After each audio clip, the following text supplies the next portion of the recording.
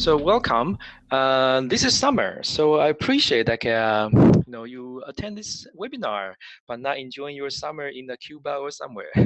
I'm joking, but anyways, but great to see you guys. And then actually today is very special. We have people from everywhere, and I know some of you are. It's very late in Japan and in Taiwan, and then it's midnight there. So I do appreciate that you interested in this topic, and hopefully I won't disappoint you. Okay, so normally we have a moderator, a Coral, but she's not available today. So you only have me, so bear with me. Okay, so today we start our the first one in our SensorUp Summer webinar series. And this time we decide to introduce the SensorThings API, which is an international standard to build IoT applications from a application building perspective. And then using this scenario, we introduced the specification. In the previous webinars, we go from the perspective of a purely specification and then show some codes. So this time, let's try to reverse that angle. Okay, and then hopefully it'll be useful for you. So we have 4 webinars. The first one is Sense Your Smart City. So it's about sensors, how to connect environmental sensors to SensorThings API. And the second one is to visualize.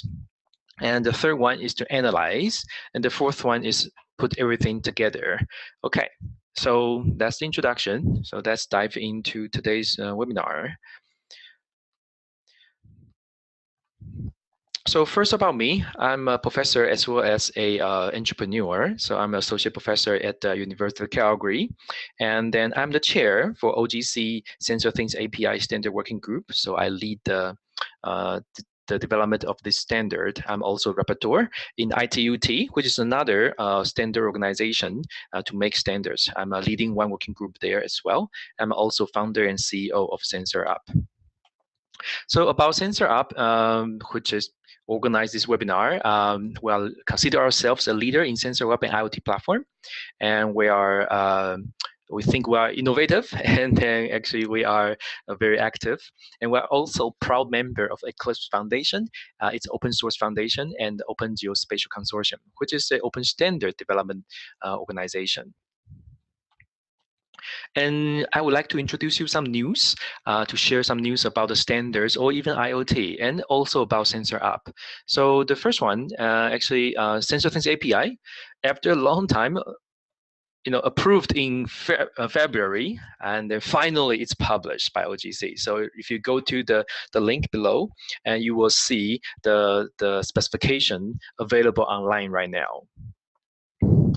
And also, the compliance test has been published. So no standard is a true standard if you don't have a compliance test to say, okay, this implementation is certified compliant, or it's just self-claim it's compliant, right? So you do need this certification.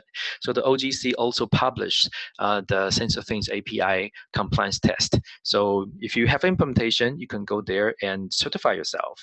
So go check it out. Also, the source code has been available on GitHub. And also, our implementation, SensorUp implementation, we pass the certification. So we are an official SensorThings compliant implementation. And we're also, because we are comprehensive and we're early implementer, we are the official reference implementation for SensorThings API. Just FYI. And finally, actually, there's something it might interest you. Actually, we recently joined S3, Emerging Business Partner, as a startup company, and we'll be working with the team there and to bring IoT into and using S3 platforms as one of our offering. And if you have a company, actually, the S3 startup program provide a lot of perks, and they are very generous. So actually, it might interest you. Yeah. And finally, I think some friends from Taiwan today attend our meeting. So right now we're working with the LAS. It's an air quality, or more than air quality, but it's a maker community, sensing community in Taiwan. So actually on the screen, we show you that the amazing data sets are collected by the LAS community in Taiwan. And this is one application we developed on top of SensorThings, and then allow you to visualize in space and time the data in air quality data in Taiwan. and they have a couple hundred air quality sensors in Taiwan. It's very impressive. And then if we look, we are thinking about the vision for IoT and sensors everywhere. Actually, this is one of the a very beautiful use case available. Yeah, grassroots movement and nice data sets, and then yeah, sensors everywhere. And so definitely we are going to bring the SensorThings capabilities into this community effort. And you know, congratulations to the community over there. It's amazing work. Okay, so what will be covered in the webinar series? So I just briefly introduced. We have 4: sense, visualize, analyze, and the last one is build everything together. And actually, there's a today's learning outcome. Okay, I'm a professor, so you know that's the way we teach. First one is review SensorThings entities. So one big difference from SensorThings and the existing sensor, the IoT platform out there is we do have a formal data model. It's proven working. It's based on the ISO 91956 observation and measurement. So we review that. And second one is we will register an environmental sensing device and to a SensorThings API, and then publish the readings. And we are using Arduino environment for the programming, and linking one IoT board as the hardware, and we'll demonstrate using both HTTP and MQTT, because SensorThings API, the standard, support both HTTP and MQTT. So it depends on your application, your network, and then you can choose both. But for the client development, it doesn't matter. It's the standard take care of it for you. Okay, so I'm thinking it's a good idea to throw a slide every time. So why are we building IoT application with open standards? So today I'm going to talk about, for example, if you look at the diagram here, so these are the level of connectivities. And then, so the left-hand side, which is silo. So if you treat one circle as a sensor, one circle is dashboard. That means you develop one dashboard for one sensor or a group of similar sensors, right? It's one-to-one connection, that means you need to write a lot of connectors if you have different applications, right? And then the second level is you have a hub as centralized components. So every application you write against that hub. And then, for example, the sensor connect to that single server, and the dashboard connect to that single server or a cloud in this case. And then so it forms its star topology.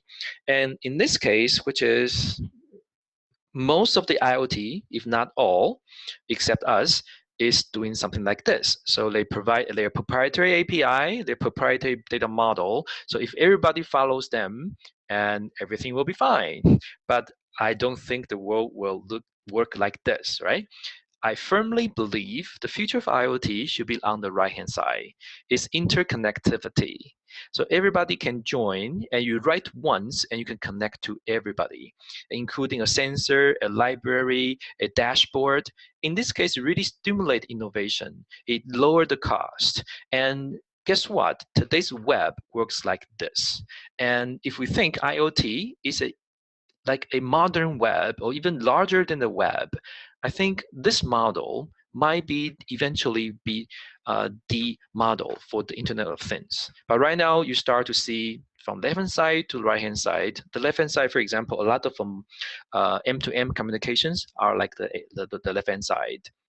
By the way, they all call themselves as IoT now, which is annoying. Anyways, move on. So again, today's webinar is about underlying API and data model. It's not about a tool. It's not about a end-to-end solution. So just let you know, okay? So it's not the end-to-end solution. And if you're interested in end-to-end solution, and SensorUp, we do provide a comprehensive solution here, easy to use, but it's not today's topic. Okay, so let's start today. So connect your sensors to SensorThings API. So what to connect? So let's use a example that which is very common in Calgary. Let's say we want to connect or monitor how warm or cold is a certain section of a river. And because it's very popular in Calgary, you have rafting in downtown, actually, like the picture show. And then, so if we have, can monitor that, and we know when will be a good time to go rafting, right? And because if you go the wrong time, the glacier water is very, very cold. Okay, so let's do that today. So what do you need? So one idea is hopefully we will publish all the YouTube videos, right? Webinars in YouTube, and you can come back and we have enough for you to repeat step by step for you to repeat what we've done today. So you will need one, a postman to send HTTP request. So this is an easy way to show you how to interact with the JSON API. And second is HiveMQ or any other MQTT client allow you to receive MQTT notifications. And we will use that. And finally, you will need a Arduino IDE and the Linkage 1 board. That's for the hardware. If you connect sensor, you do need a sensor, right? Okay, so actually simply 2 steps. So the first step is you need to register the monitoring device. So basically tell the SensorThings API what is this device, right? And where is that device? And what is device doing? And this type of thing. And then the second step is to let the sensor to publish observations, the results. Okay, so 2 steps.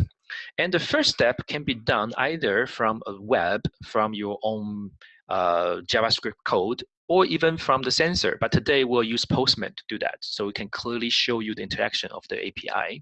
And the second step, of course, I have a phone. The second step, of course, you do it from the sensor. Okay, and then you can see an arrow pointing to below. Actually, you can see that when you have a new device registered in SensorThings API, actually you can get notification as well. So tell you, hey, there's a new sensor join the system, right? Join the cloud. Hey, there's a new observed property published to the cloud. So you can do that. And the second step, you can also see a pointer pointing below. And you can, of course, you can get the latest readings as well. So you know, the first step, receive notification from the first step, it's a lot of systems actually haven't considered that, but actually it's very, very useful if you want to manage your sensor, and that's very, very critical actually. Most of the platform, they do have the right-hand side, which is allow you to know the real-time readings pushed to you.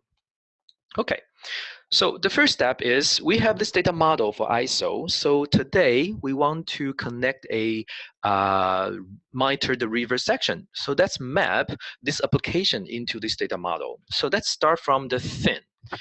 So what's the thing? Here, the thing in this case, which is a Linkage 1 board, a sensor itself, okay, or with a connectivity capability, or it's a device, right? So that's the monitoring station. That's the thing. And then what's the sensor we'll be using? If we are really monitoring water temperature, and we should use a water temperature probe. But today I don't have any water nearby, so I'm using the other sensor, but temperature sensor. But you know the idea. But in this case, you have a thin, you know what sensor you'll be using. And then in today, I'm going to use DHT22, for example. And what's your observed property? Observed property is the phenomenon you're observing. For example, you have a probe. And if you probe, you put the probe in the air, and then you're observing the air temperature. If you put in the water, that's a water temperature. You put in the ocean, that's ocean temperature. So that's different. Actually, it's very, very critical. So in OGC OEM data model, and it's important to identify what's the observed property here. And finally, it's a location. Where is your sensor, right? Where do you put your IoT device? And in this case, actually, I don't want people to know exact location of my sensor. And actually, it's not very important for them. So I'm going to use a section of a river as the location, right? So because I'm observing this sections of river, so the temperature should be similar or the same. And then, so that should be enough. Yep. And finally, the feature of interest. What is the target of your observation, right? When I have observation, and this observation is to describe or to monitor what phenomenon? Where is that phenomenon? So in this case, also, it's a section of a river, right? Actually, if you think about it, a dot in a river doesn't make much sense, because when you observe that, put a sensor there, your target is one section of the river. Right? Like traffic flow sensor should not be a dot on a highway. It should be a section of the highway, because that's what you are measuring. Okay, so this is called target. That's good. That's why it's good. We have a comprehensive data model here. So we figure out these, and let's go to the next step. Okay, so before we start to register the thing or create the thing in SensorThings API, so let's subscribe thing entity first, so that we can get notifications when there's new things join, and we will be notified. And I'm going to show you now. So in order to do that, we need to connect to a SensorThings API and Scratchpad. And then, so first you put your host. So Scratchpad.sensorup.com. It's our sandbox. By the way, you feel free to use it. So connect to this MQTT service. And after that, let's subscribe to a topic. Okay, so today we want to know when there's a new thing join, I want to get notified. So this URL is according to standard. So no matter which server you are using, this is the same interaction pattern. So I subscribe to things, okay? So whenever there's new thing, I'll get notified. So subscribe. Okay, so I want to look at here when it will be updated, hopefully, and then hopefully when we create a new thing, it will be updated. Anyways, okay. So that's register a thing. So let's look at this JSON. So according to the data model, so we have a thing with description, water temperature monitoring device at the Bow River, downtown Calgary, and the location. And I have some gist. So actually, by the way, you will have the link later. It's a public gist actually. So here is how you register your thing. Okay, so let me copy and paste this into a Postman. Oh, I have here actually. Okay, I do have here. So you have description, this is a water temperature device, and then you create the location. And this is called deep insert in the SensorThings API. So create an entity within an entity. So here is details. You can go to our previous webinars. So location of the water temperature monitoring device and the GeoJSON as the section of the river. And then you do need to have a header, which is content type application JSON, in order to make it a valid request. So send. So when we send, we got this response. So basically here tells you the ID of the newly created thing. So let's go back to the MQTT lens, which is here. See? So here we got notification. It get pushed to us when a new thing joins. So hopefully you get, good idea what I'm trying to do here is if you subscribe to it, whenever there's new thing or new entity, and you'll get notified. So for example, if you are developing a mapping API, when a new thing join, and then you get notified, and then you can, plot it on your map, right? So you don't need to refresh again. Right, so you can see like the dots keep popping up, right? So that's very, very useful. Okay, so we have a thing ID here, and then this is the return of the entity we just created. So this is RESTful, and then the next step is to create a data stream. So you have a thing. So let's go back to data model, right? You have a thing, and then you have a location. We create both, and then right now we need to create a data stream and associate metadata, observe property, sensor, so on and so forth, right? And then so let's go to data stream. So in data stream, so again, this is a deep insert.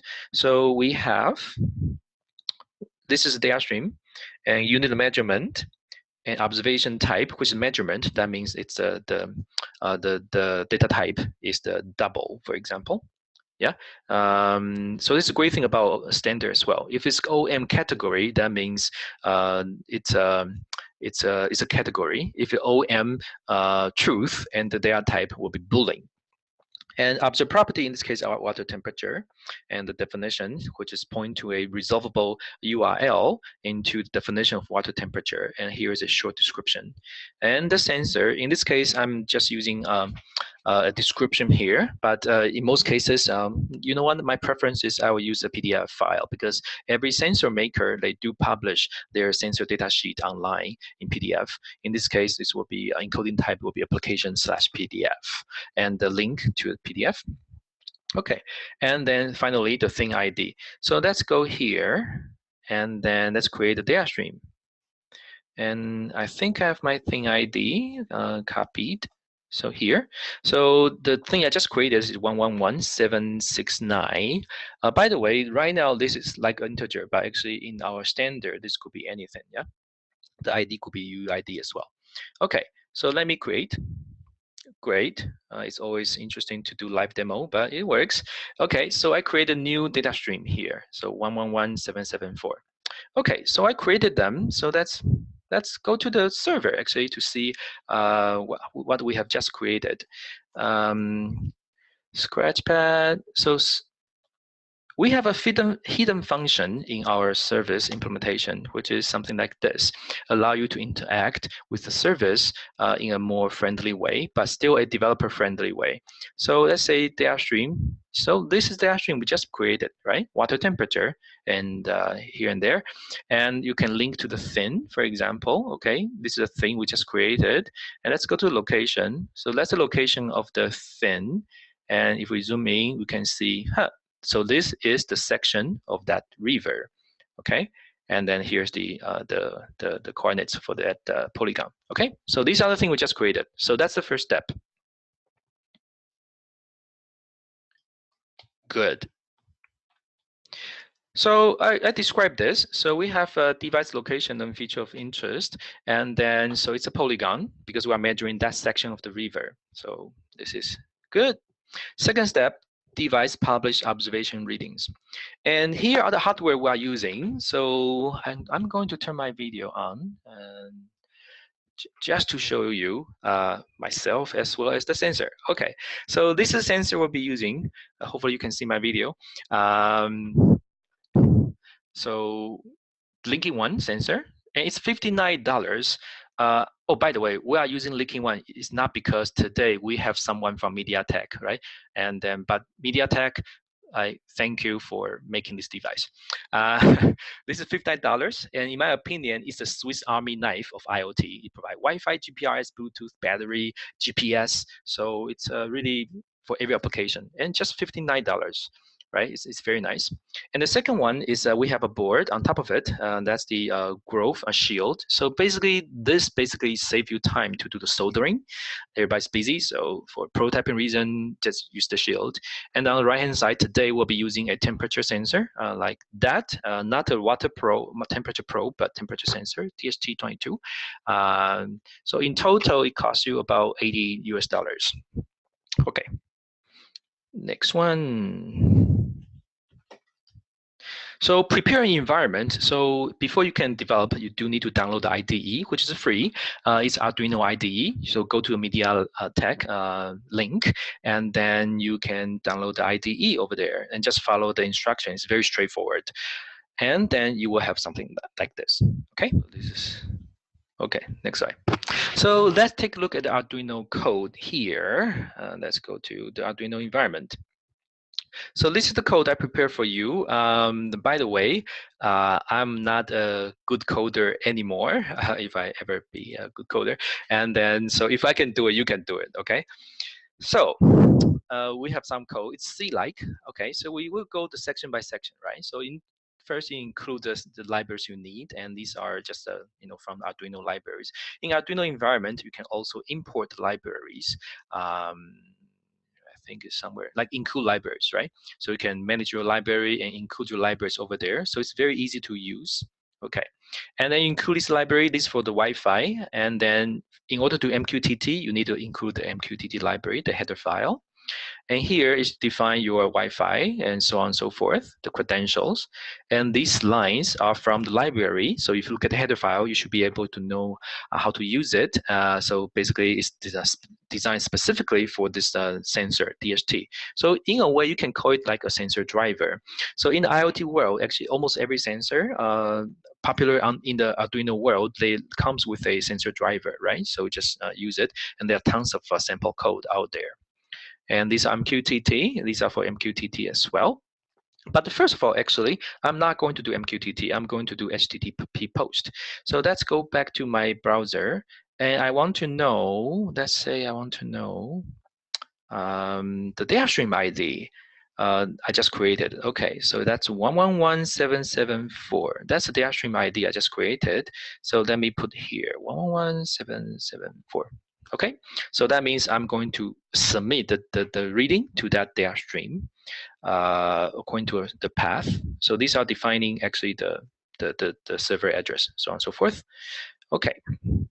So when you start Arduino, actually you set it up. So basically, it's our set up connections, initialize the Wi-Fi, and in this section of code, basically is a loop, right? So the sensor will just keep looping and do their thing.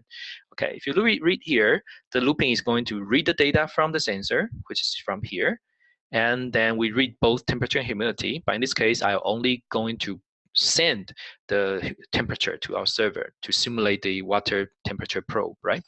And then, so we have HTTP post result. So basically, this is a function and post to the SensorThings API. So let's go over there. HTTP, where is it? Where is it? It is here. Okay. So this part, which is SensorThings specific, right? And it's a good thing is, which is you can post, you change the URL, you can post to any SensorThings API. So some message here, you set up the connection, and here. So here define the URL path, so which an entity you are going to create. In this case, which is we are going to create an observation of this data stream. Okay, remember I just copy and paste a data stream ID, so that's a data stream ID. So basically is this, and these are typical HTTP post header. And then you post it, and something wrong, you deal with it here. Okay. Okay, so basically this is it. One more thing, which is in order to create the observation, we do need to create the payload. So what there are two parts, right? Your URL path, so which URL you are going to post into, and then the second one is the payload. So this is the payload. The payload is very, very simple. It's a JSON object, result, and what's the result? The value of the result. So that's, and now let me connect the Blinky one to my laptop, and then compile. Hopefully it will work. Uploading here, it says uploading, and then you will see on this side, actually you will see here, you will see the monitoring window. Okay, so start to connect. So connected,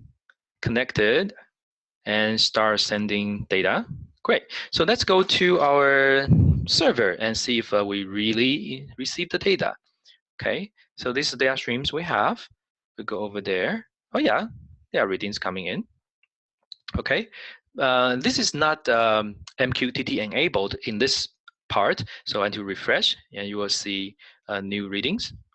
But we love MQTT, right? So actually, it's impossible we don't have MQTT. Okay, so this one is live, so you will update it through MQTT whenever new readings coming in, and it will be updated live. Okay, like the one I just showed you. Okay, so this is this. Let's go back to next part. Okay. Oh, the next part is, so we show you how to do HTTP post. Okay, so just a HTTP post, and which is quite troublesome in a way, which is you do need to write all these code, or the very heavy HTTP header, right?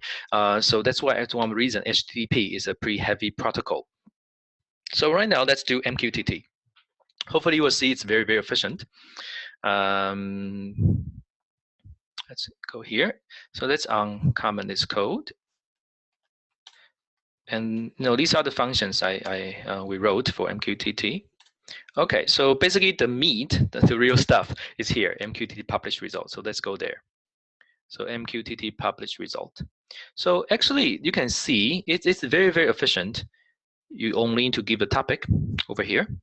And then you need to have here, which is create observation JSON, which is the payload. So it's just a few lines of code, and then very efficient without a whole bunch of headers, and you can publish to SensorThings API. And by the way, one more thing. If you look at here, this exactly same pattern. like the HTTP, right? You have the resources, the same resource path, and the same payload. And so the interaction is exactly the same experience, but just different protocol. That's the other great thing to have a specification here. So let me upload, and then hopefully it will work. You hardware, you never know.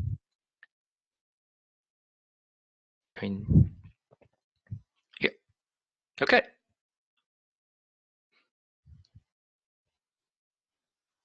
So connect to MQTT broker and start to fill in data into the system. And then that's, we can do that actually. So you start to see data coming in like this, right? And get pushed into our service actually as every 5 seconds or so. Okay, so you start to see that. If you want to go more clearly, yeah. And it's great. It's, this interface also follow the standard, right? So write once, use many times.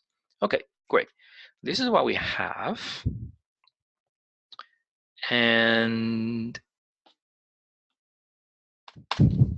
okay, so I'm going to show you some useful dev tools, and actually hopefully today, if you follow me step by step, and then you can easily connect your Linky one to a SensorThings API, and then I'm going to show some useful dev tools I help you to develop.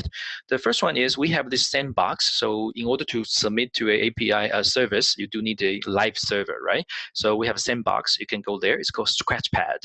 The reason why it's called Scratchpad because it's a sandbox, right? So anybody can do anything to it. So if you find your sensor is deleted by you don't know who, and then it's maybe someone naughty somewhere in the world, just delete it, right? It's a sandbox, okay? So no guarantee here. And then we have this hidden function. In my opinion, I'm very I think it's great, which is if you go to the Scratchpad, right? If you remove this display, you are interacting in JSON, right? And RESTful, then so on and so forth, right? But if you put display here, and it's the same thing, but it shows you a more user-friendly interface. So exactly same thing, paging, right? So if you can even do the paging, for example, by yourself here, right? Let's not do here, for example, skip 10, top 5, 10, right? So it's still give you this interactivity as a developer, which you like, and however, give you a nice, user interface. So you can freely manipulate the address bar here, the URL path, and then to do that. And there are some hidden functions here I would like to introduce you. For example, if you go to data stream, and there's something called expand. If you go expand, and it's give you the, for example, give the MQTT and a nice chart interface. But if you go data stream slash observations, and this give you the pagination, for example. Yes. Okay. Okay, and what else? Yeah, these are some nice hidden functions. Feel free to use it. And we also develop a new service. We have it's read only. So you can develop your client or SDK or chart based on this service. It's called example actually. Yeah, it's sorry, it's wrong. Example.sensorup.com v1.0. Okay. So this is the service. It's called example. So you can go there, for example. Okay, so you can see this is an example, and it has some sensors in it. We have 5 things, and actually here is we joined the last community in Taiwan, so we use a similar protocol over there, or similar sensors over there for that. And so let me show you what do we have over there. For example, if you go here, you can find we have 5 sensors, and actually, if you zoom in, actually it's my house. I'm currently here. Okay, it's my house. And if you want to see Steve's house, for example, here, okay, this is me. And then locations, I get to see my things. And from things, I can see my data stream here. and then expand. So you can see actually here, this is a humidity in my backyard right now, actually. And then you can also see, for example, the air quality. It was pretty bad yesterday, actually. It's quite interesting. It's just, pretty good in my backyard right now. Okay, so we have these. It's very useful for you if you want to have a stable and near real-time data source to develop your application. This is what we have here. Great. Feel free to use. And then today I show you a whole bunch of codes, but very soon we will have our SensorThings Arduino SDK available. Right now we're testing it, so just FYI. So hopefully it will save you a lot of time. You can make the sensor to register itself just by simple few lines of code. Today's code is available over there in Gist. Check it out. And next week, right now we have sensors, and next week is to put those readings into the chart. So we'll do that. Visualize your smart city. I will see you next week. Thank you all.